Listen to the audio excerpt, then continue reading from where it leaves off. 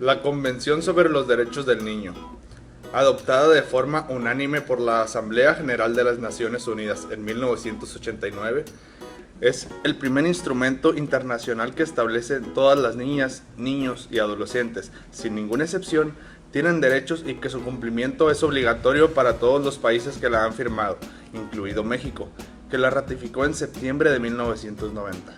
Con la CDN, los niños y niñas dejan de ser simples beneficiarios de los servicios y de la protección del Estado, pasando a ser concebidos como sujetos de derecho.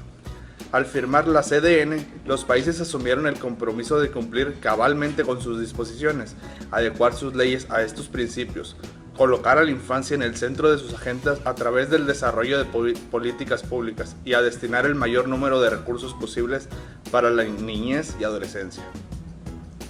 La CDN establece los derechos de los niños y niñas adolescentes en 54 artículos y 2 protocolos facultativos. Define los derechos humanos básicos que disfrutan los niños y niñas en todas las partes. El derecho a la supervivencia, el derecho pleno, a la protección contra influencias peligrosas, los malos tratos y la explotación y a la plena participación en la vida familiar, cultural y social. Los 4 principios fundamentales de la Convención son la no discriminación, la dedicación al interés superior del niño, el derecho a la vida, la supervivencia y desarrollo, y el respeto por los puntos de vista del niño. Todos los derechos que se definen en la Convención son inherentes a la dignidad humana y el desarrollo armonioso de todos los niños y niñas. La Convención protege los derechos de la niñez al estipular pautas en materia de atención a la salud, la educación y la prestación de servicios jurídicos, civiles y sociales.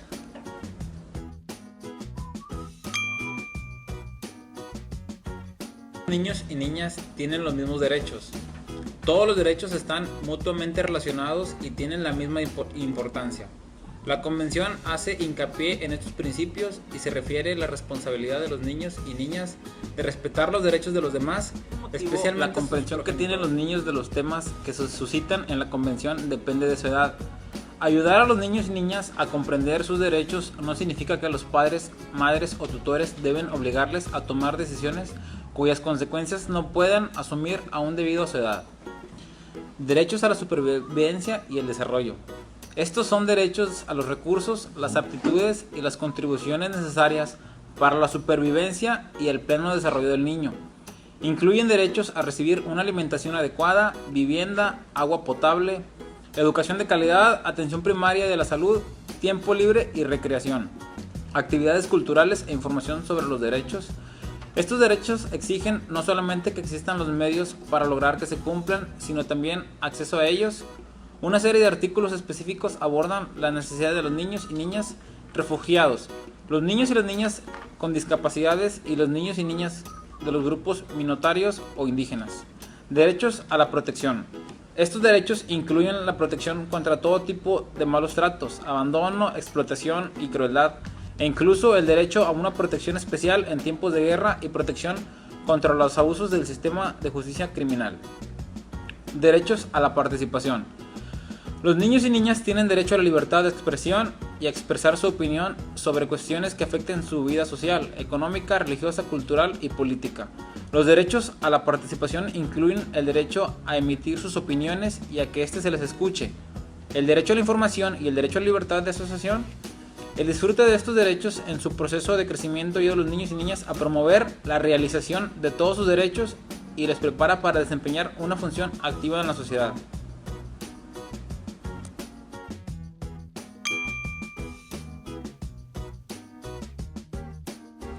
Cabe señalar que en ese tema el trabajo de las mujeres nos dice también que las disposiciones de esta ley deben aplicarse indistintamente para los trabajadores y las trabajadoras, aun cuando el texto se refiera y en su mayor parte en masculino. Esta forma obedece a normas gramaticales usadas en los años en que la ley fue redactada, pero de ninguna manera puede interpretarse como excepción de derechos para las mujeres trabajadoras. También, algo muy importante es las mujeres tienen los siguientes derechos laborales, los cuales deben ser respetados y garantizados. como tales como el derecho al trabajo como derecho inalienable de todo ser humano. También otro muy importante, el derecho a las mismas oportunidades de empleo, inclusive a la aplicación de los mismos criterios de selección de cuestiones de empleo. También el derecho a elegir libremente la profesión y el empleo, el derecho al ascenso, a la estabilidad en el empleo y a todas las prestaciones, el derecho al acceso a la formación profesional y al readiestramiento, incluido el aprendizaje, la formación profesional y el adiestramiento periódico.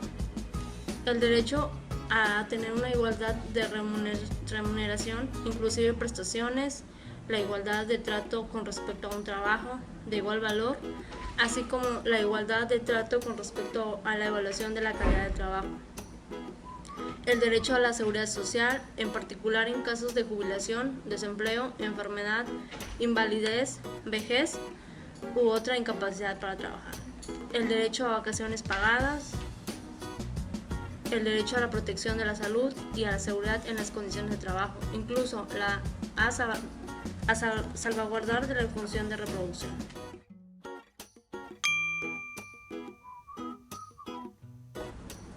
Los derechos de las mujeres trabajadoras.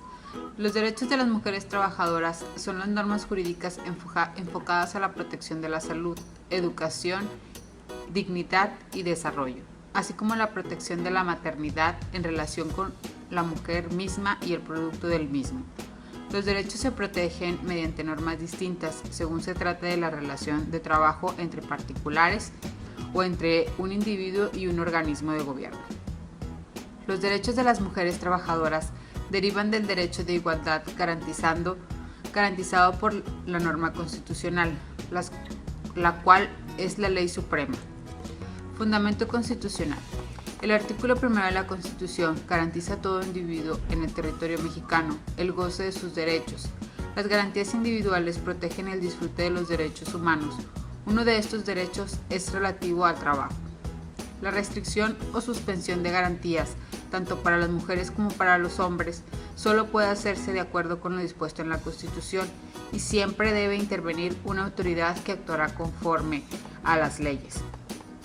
Los derechos de las mujeres trabajadoras o de las mujeres que trabajan son exactamente los mismos que tienen los varones.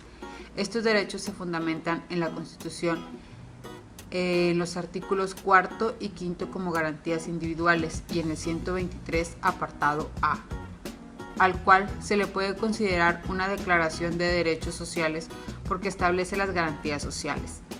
Las garantías sociales garantizan, protegen y tutelan los derechos de las mujeres trabajadoras, quienes deben disfrutar algunos derechos propios de su sexo.